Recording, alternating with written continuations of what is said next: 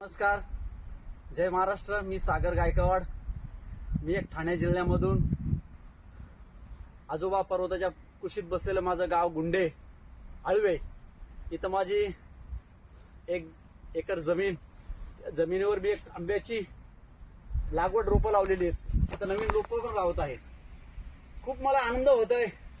मी एक शेतकरी म्हणून मी आनंद होतोय. प्रत्येक व्यक्तीने 4 झाडं लावली पाहिजे आणि त्याचा संगोपन केले पाहिजे.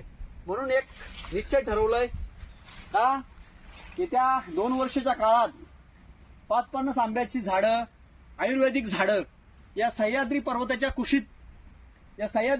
कुशीत बसलेलं आमचं गाव आहे. त्या गावाच्या एक नाळा वाहतो, नाळ्याच्या बाजूला माझी जमीन आहे. सागर गायकवाड हे माझा सोलर पंप, इथं माझी विहीर आणि असा माझा पूर्ण हा नॅचरली परिसर.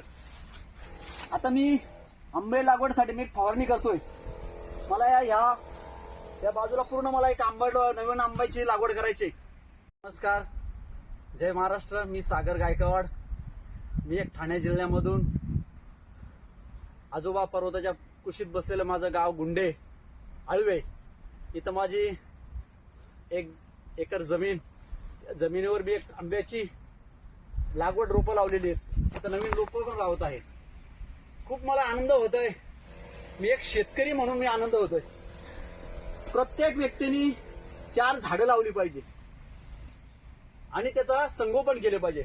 म्हणून एक निश्चय ठरवलंय का येत्या 2 वर्षाच्या काळात 50 आंब्याची झाडं, आयुर्वेदिक झाडं या सह्याद्री पर्वताच्या कुशीत बसलेलं आमचं गाव आहे.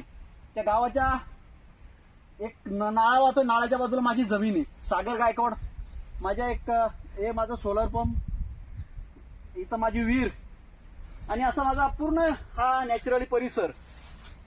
आता मी आंबे लागवडसाठी मी फवारणी करतोय. मला या बाजूला पूर्ण मला एक नवीन आंब्याची लागवड करायची.